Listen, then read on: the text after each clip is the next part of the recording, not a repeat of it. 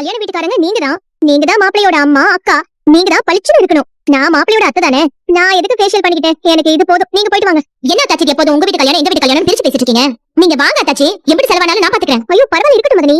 Colour கம்மியா இருக்கிறவங்க தான் பார்லருக்கு போய் கலரை கூட்டணும். எனக்கு இயற்கையாவே அந்த பிரச்சனை இல்ல. அத்தை, இப்ப யார் கலர் கம்மியா இருக்காங்கன்னு சொல்றீங்க? என்ன பேசிட்டு இருக்கீங்க? போய் மேக்கப் எல்லாம் பண்ணிட்டு வா. உனக்கும் குடும்பத்துக்கும் நான் மொத்தமா பேக்கப் பண்ணி வைக்கிறேன்.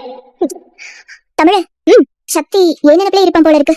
ஏன்? பார்க்கும் திசைகள் எல்லாம் நின் உருவம் தெரியுதடிங்கிற கவிதைய எனக்கு அனுப்பி வச்சிருக்கான். எங்க பார்த்தாலும் அவனுக்கு நானே இருக்கிறது போல இருக்கான். மனசுக்குள்ள காதல் அதிகமா இருந்தா அப்படிதானே இருக்கும். எங்க பார்த்தாலும் நம்ம காதலிக்கிறவங்க இருக்கிற மாதிரியே இருக்கும்ல. ஆமா ஆமா. Good morning sir. Sit down students, இன்னைக்கு நாம பார்க்க போற கிளாஸ் என்னன்னா, சோ இன்னைக்கு நாம கெடாவரை பத்தி பார்க்க போறோம். கெடாவர்னா என்னன்னு கேட்டா நீங்க எல்லாரும் டெட் பாடின்னு சொல்லுவீங்க. But as a doctor, being a doctor, we should not call like hey Tamil Tamil Tamil Tamil Selvi, சிரிக்கிற மாதிரி நான் என்ன சொன்னேன்? எதுக்காக சிரிச்சீங்க? Sorry ma'am. சாரி கேட்கல தமிழ் செல்வி, உங்ககிட்ட ரீசன் கேட்டேன். எதுக்காக என்ன பார்த்து சிரிச்சீங்க?